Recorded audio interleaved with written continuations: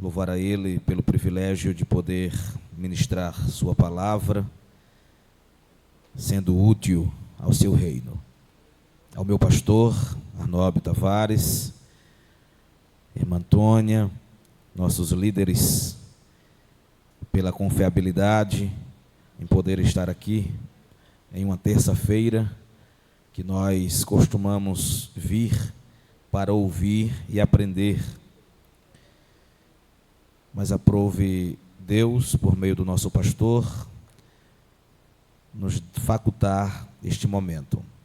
Aos meus pares, pastores, evangelistas, demais companheiros, minha gratidão pelo apoio à Igreja do Senhor, aqui na sede. Quero convidar a todos ao livro de Neemias, capítulo número 6, por gentileza.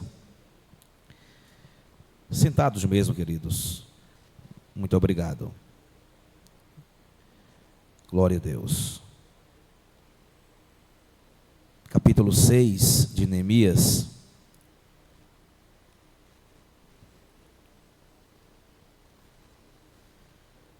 Versículo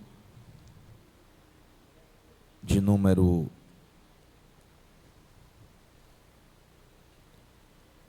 11 apenas.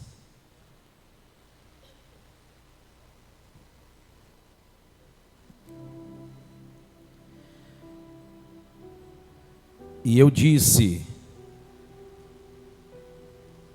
um homem como eu fugiria? E quem há que, sendo como eu sou, entraria no templo para salvar a sua vida? Eu não entrarei. Irmãos, quando olhamos para o livro de Neemias, necessário é discorrermos o seu contexto histórico, a fim de compreendermos o tempo em que este homem governou em Jerusalém. Os irmãos há de convir que a época anterior ao cativeiro babilônico, duas nações brigavam pelo domínio da região, a saber, o Egito e a Assíria. Josias, que era o rei de Judá à época, tentou um conluio com o rei da Síria, a fim de permanecer e não ser tirado do trono de Judá. Mas Faraó Neco, que governava o Egito, na batalha de Carquemis, o matou. Esse mesmo Faraó Neco levantou seu filho Joacás para assim ficar sobre Judá. Foram 3 meses apenas de reinado, e veio o antepenúltimo rei, por nome de Jeoaquim, que também era filho de Josias. É aqui que a Babilônia já estava crescendo como potência mundial, política e economicamente, suplantou a Síria e o Egito, tornando assim poderosa na terra, no mundo antigo. E por esta razão, ele enviou Nabucodonosor, o capitão da guarda babilônica, por nome Nebuzaradã, para sitiar Jerusalém e levar cativos os judeus. Evidentemente que isso ocorreu em 3 etapas diferentes. A primeira, com o antepenúltimo rei, Jeoaquim. 8 anos depois, a segunda, com Joaquim, penúltimo rei.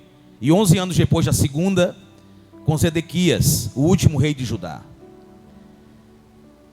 Em todas essas etapas, Nabucodonosor levou uma parte dos judeus, deixando apenas alguns restantes dos pobres para cultivar a terra.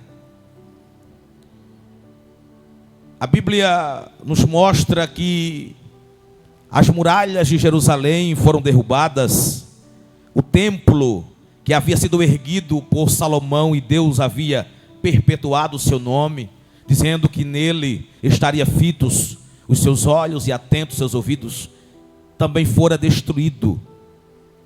Agora a Babilônia domina Israel, dando fim ao reinado de Judá.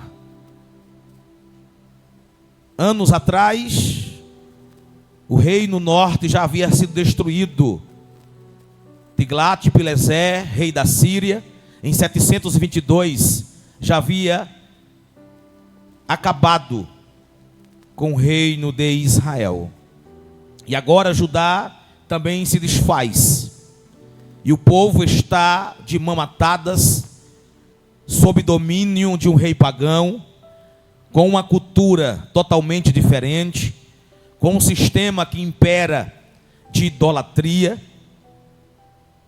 Mas Deus já havia levantado Isaías, Deus já havia levantado Jeremias, que havia profetizado uma restauração.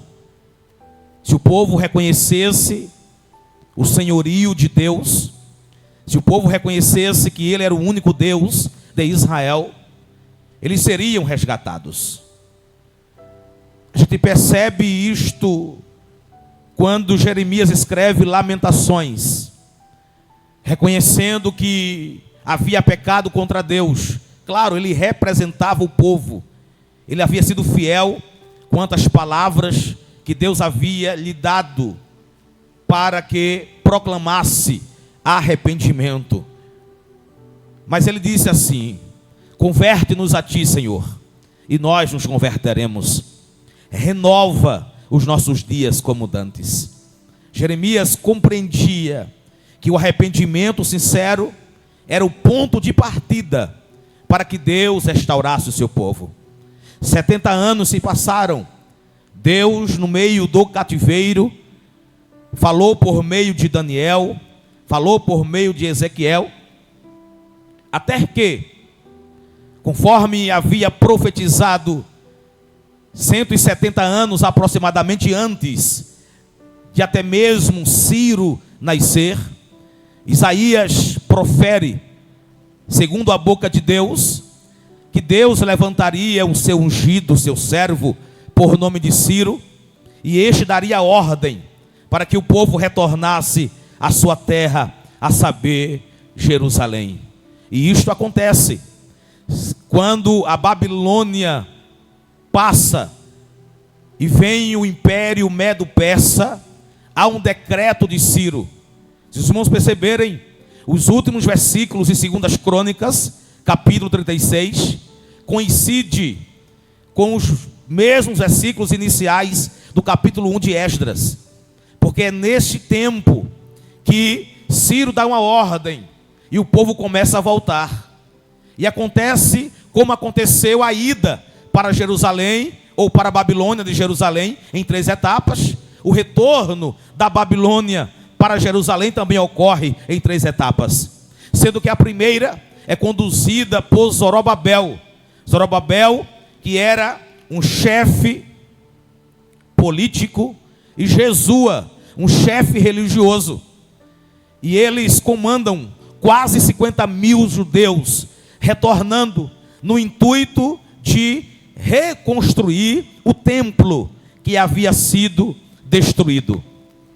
Eles começam a reconstrução, mas eles param. E por 16 anos, o templo ele continua inerte, enquanto que o povo está preocupado em construir as suas próprias casas.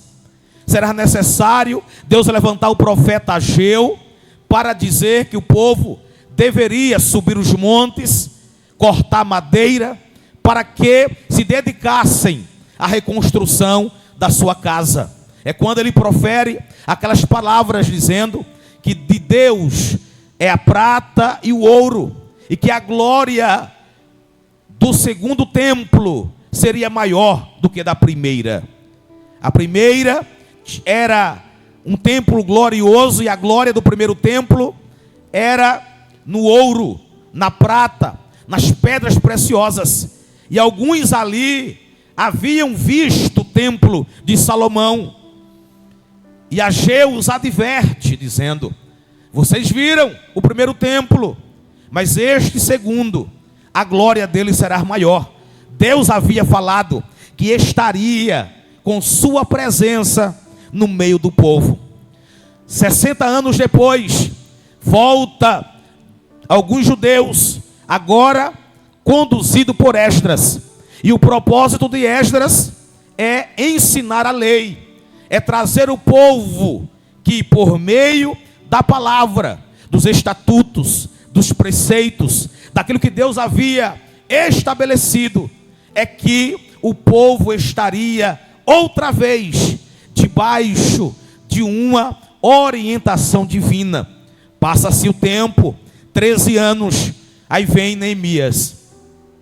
Neemias conduz alguns judeus, só que ele vem de uma forma bem diferente de Zorobabel e Esdras. É que ele pergunta como andam os irmãos, os restantes daqueles que ficaram do cativeiro, como estava a cidade. Perceba que a preocupação de Neemias é com o seu povo, é com a situação física, com a situação moral e com a situação espiritual. Um dos seus irmãos é que lhe dá informação. E a Bíblia diz que a informação passada para Neemias, que não era das boas, fez com que Neemias parasse, chorasse, lamentasse e orasse a Deus por alguns dias.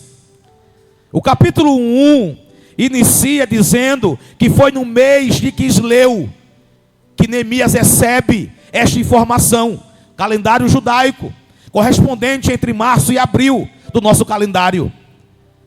E ele inicia o seu momento de oração a Deus. Qual o propósito? Restaurar a vida do seu povo. E essa restauração passaria por algumas etapas. Enquanto ele chorava, enquanto ele jejuava, enquanto ele buscava a Deus de dia e de noite pelos filhos de Israel, confessando os seus pecados, diz a Bíblia, os quais estavam afrontando a Deus. E agora, quando ele vai para exercer a sua função de copeiro do rei, que ele se apresenta diante de Artaxerxes, era homem de confiança.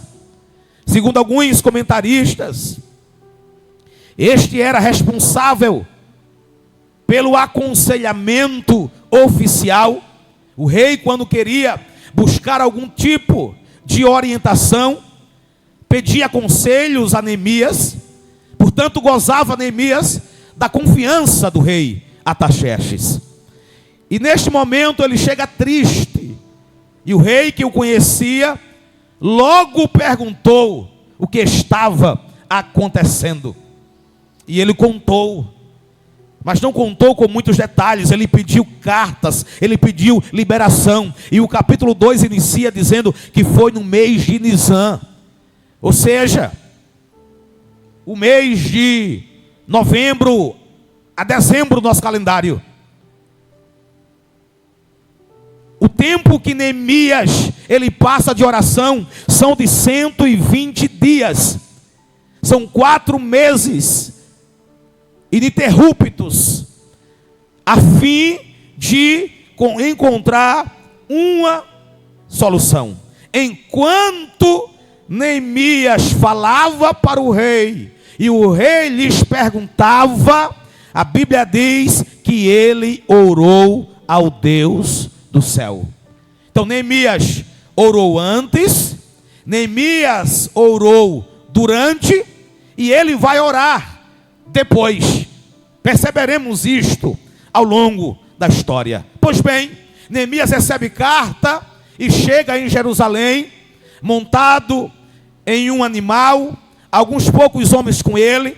Em 3 dias e noites, ele vai verificar a cidade de Jerusalém, e ele vai ver que os muros haviam sido fendidos, conforme os seus irmãos havia dito, que as portas haviam sido queimadas a fogo, que a vida moral do povo havia sido destruída, que não havia mais esperança de uma reconstrução. Mas Neemias sabia, guardava isso no seu coração.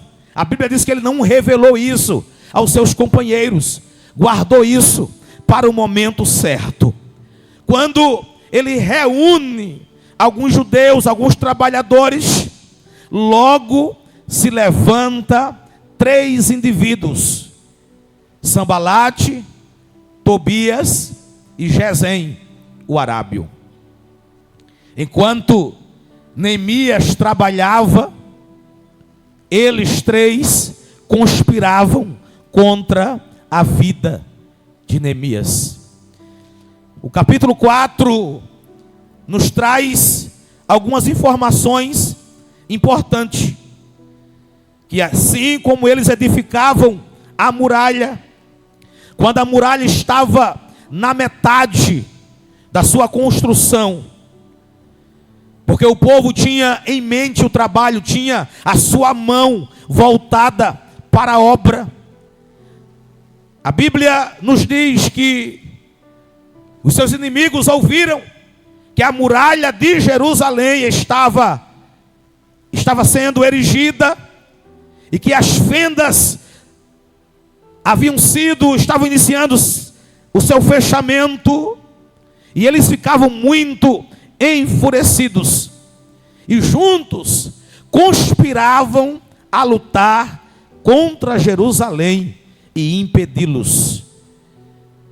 Neemias diz que todavia eles fizeram a sua oração a Deus, e se posicionando como um guarda contra eles de dia e de noite. Irmãos, como continuar fazendo a obra de Deus apesar dos inimigos? É essa a minha reflexão para os irmãos. Face as calúnias, os levantes, aqueles que não ajudam, pelo contrário, atrapalham. Como continuar com a mão no arado, tendo quem se levante contra? A Bíblia diz que dia e noite eles trabalhavam. De dia tinham instrumento para fazer o muro, de noite tinha espada para vigiar. De dia eles estavam na obra, e na noite eles estavam de guarda, de prontidão. Um dos momentos, Sambalate mandou chamar a Neemias, criticando, dizendo que se até uma raposa batesse no muro, o derrubaria. Neemias disse: eu não posso descer, eu não posso parar, estou fazendo uma grande obra. Glória a Deus. Quem está com a mão no arado, quem foi chamado primeiro para a salvação, segundo para a obra, não desanima diante de críticas ou palavras que ponham para baixo. Glória a Deus. E a Bíblia diz que 4 vezes foi enviado mensageiros com a mesma mensagem. Primeira vez: pare, não vai dar certo. Segunda vez: pare, não vai concluir. Terceira vez: pare, isso não terá futuro.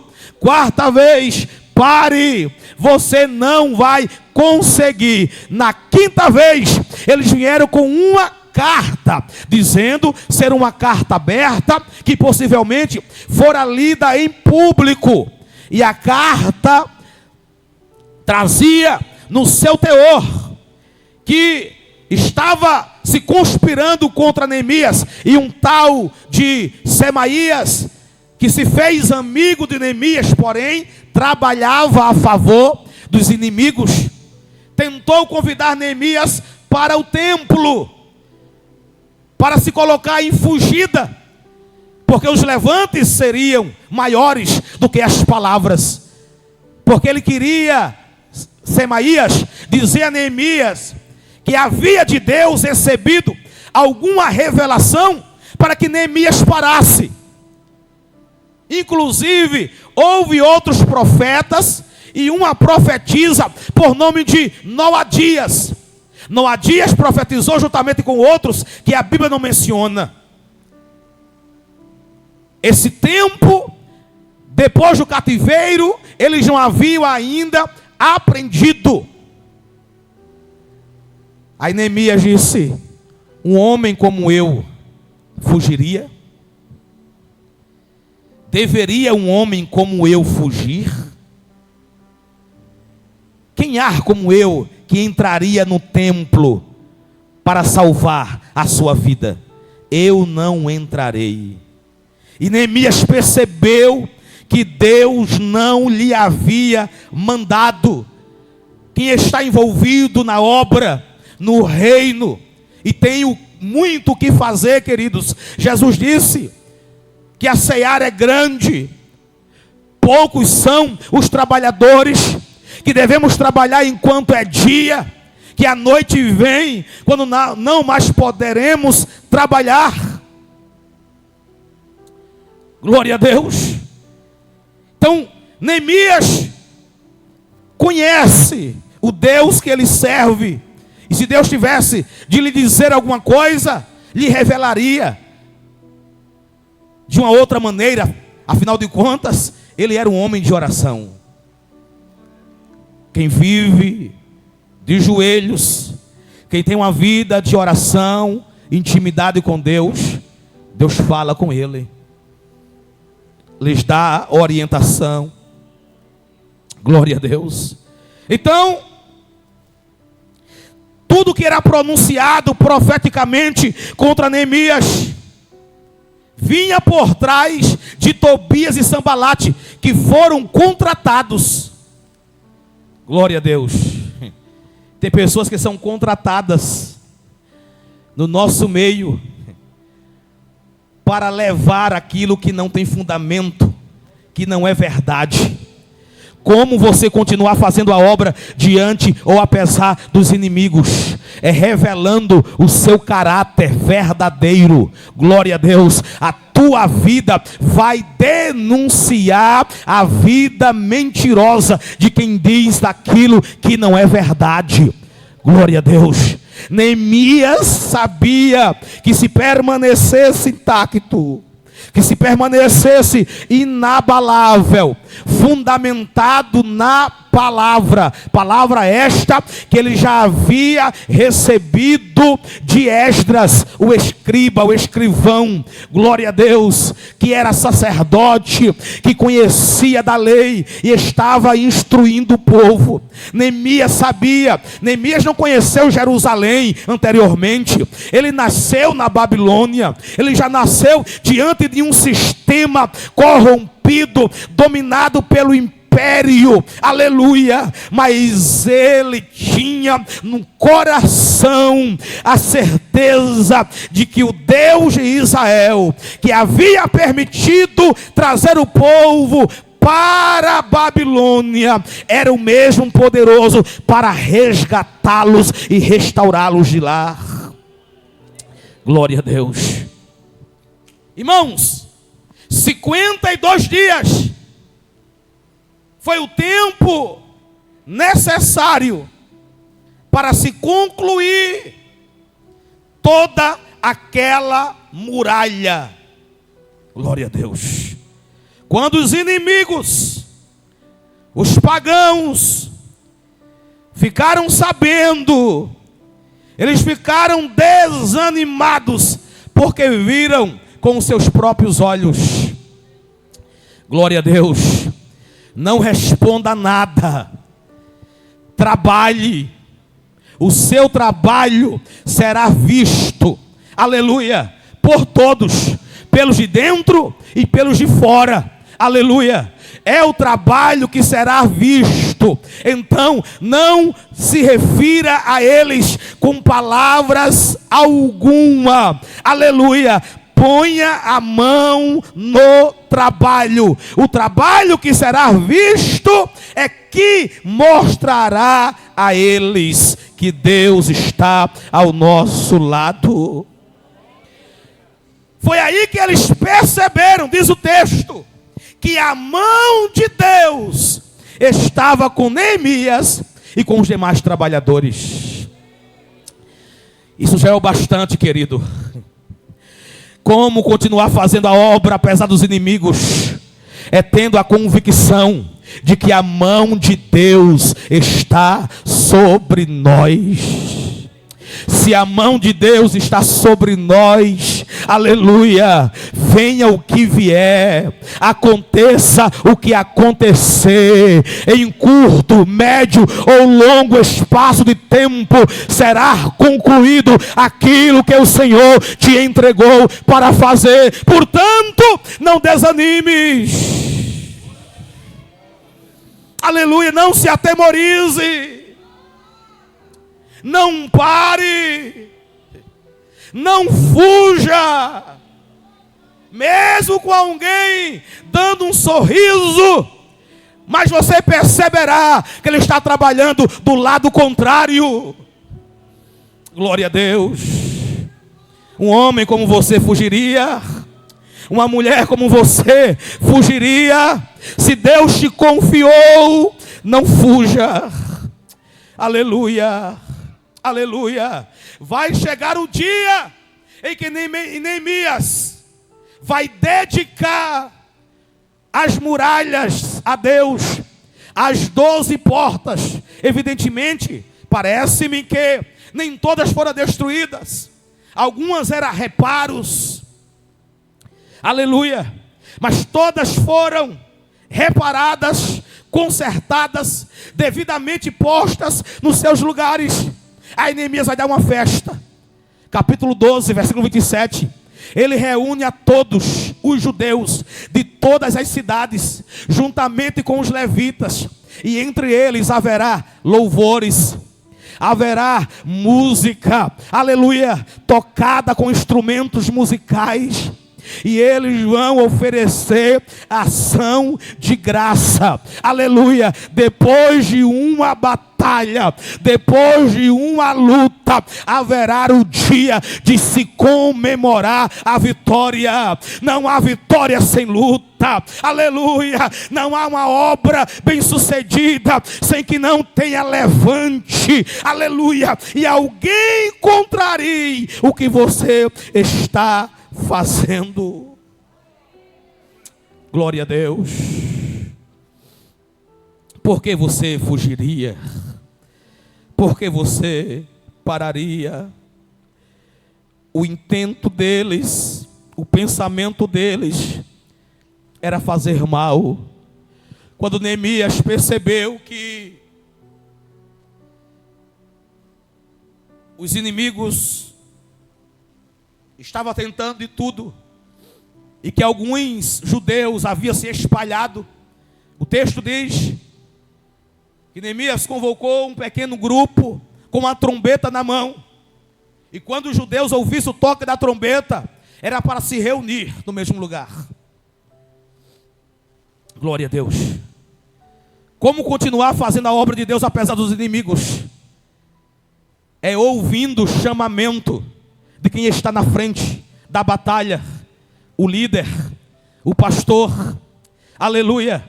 É ouvindo as convocações e nos reunindo. Essa unidade, querido, fortalece a igreja.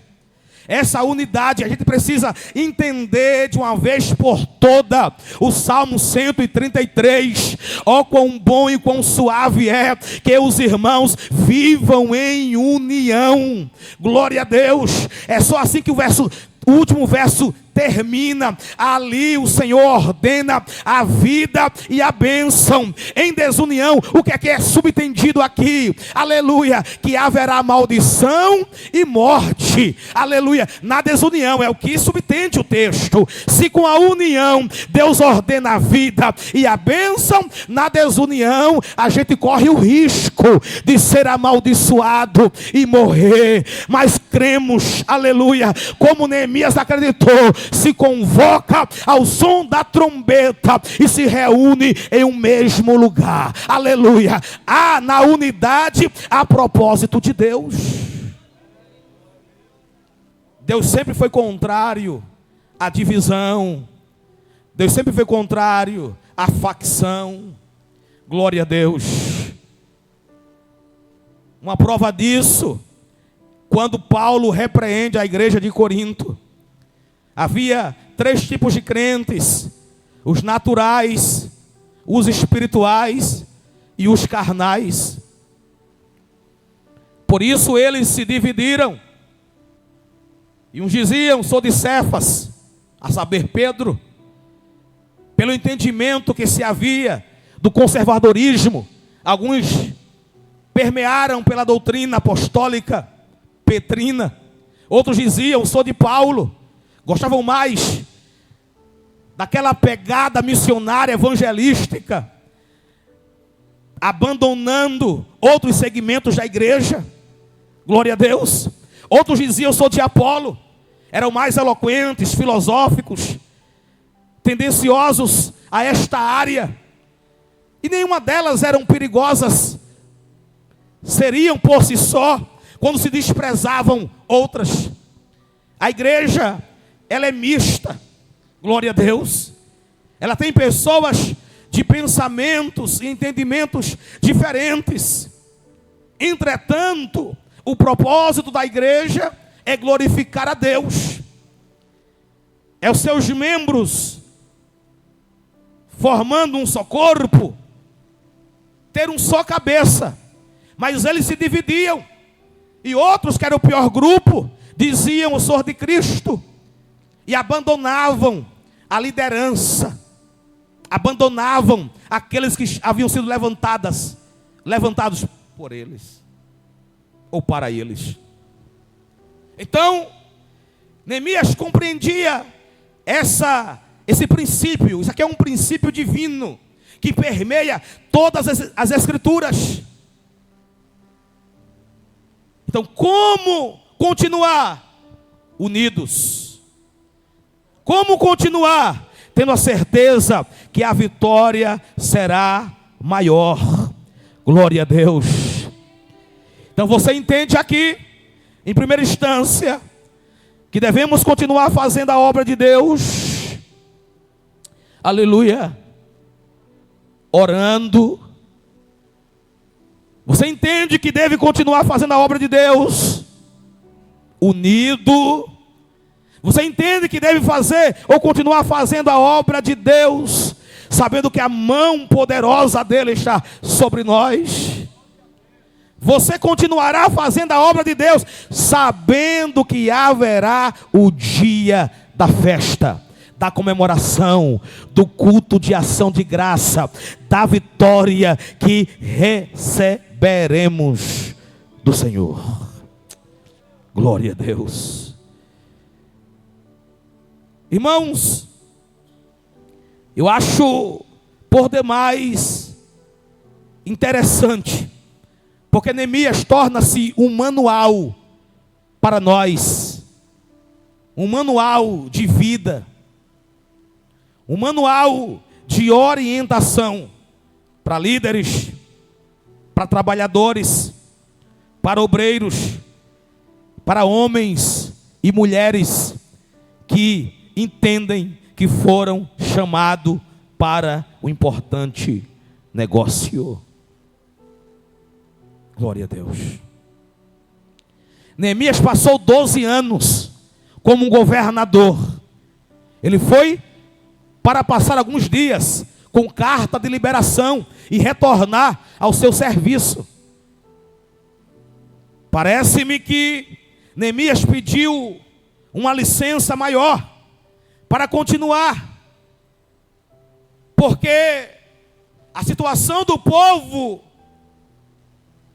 já havia sido resolvida, o templo para adoração, já havia sido resolvido a instrução da lei, e agora o povo queria de volta a sua vida moral, social e espiritual. Glória a Deus. Como anda a nossa vida diante de Deus? Como anda a nossa vida perante o Senhor? Será que devemos passar pelas portas reconstruídas? O povo deveria passar pela porta do monturo, onde os resíduos da cidade eram jogados em um lixão. E o que isso nos faz refletir? Aquilo que há em nós de resíduo, que deve ser lançado fora, para experimentar de Deus uma restauração completa. O povo deveria passar pela porta das ovelhas, onde os pastores comercializavam no lado de fora. Jesus disse: eu sou a porta das ovelhas. Quem entrar por mim, entrará, sairá e achará pastagem. Toda ovelha que saía da cidade, passando pelas portas das ovelhas, se sabiam que eram aptas, prontas, preparadas para comercialização. Glória a Deus. O que implica que todos que passam pela porta, aleluia, que é Jesus, está pronto, aleluia, para fazer a obra dele, para executar o serviço na casa de Deus. Por algumas portas precisamos passar, porque Neemias levantou os muros, reparou as portas queimadas a fogo, para que o povo tivesse a sua vida de volta em todos os aspectos. Glória a Deus. Irmãos, a vida para Deus é uma coisa, a vida com Deus é outra. Neemias não se preocupou apenas em fazer para Deus.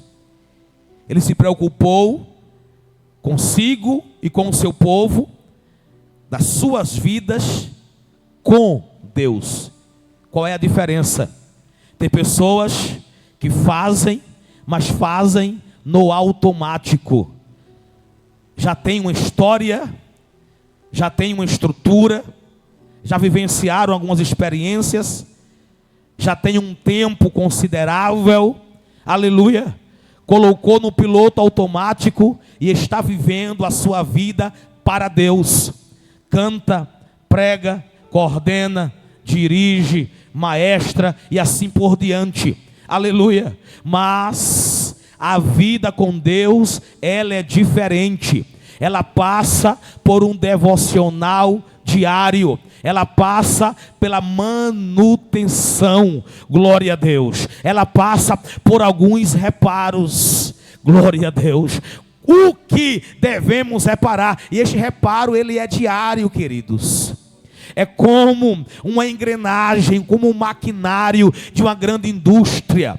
Glória a Deus. A vida com Deus precisa passar por esses reparos, como fez Neemias com algumas portas lá na cidade de Jerusalém.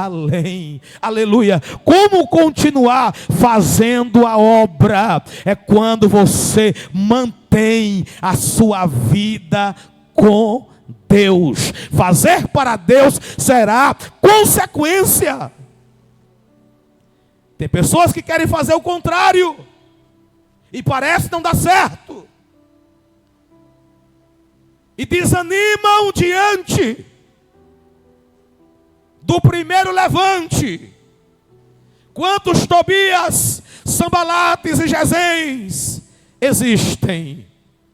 Quantos não vão mandar recado para você descer, para você parar, para você fugir? Aleluia. E eu fecho com o último versículo do capítulo 12 de Daniel. Tu, porém, vai até o fim. Aleluia. Haverá recompensa.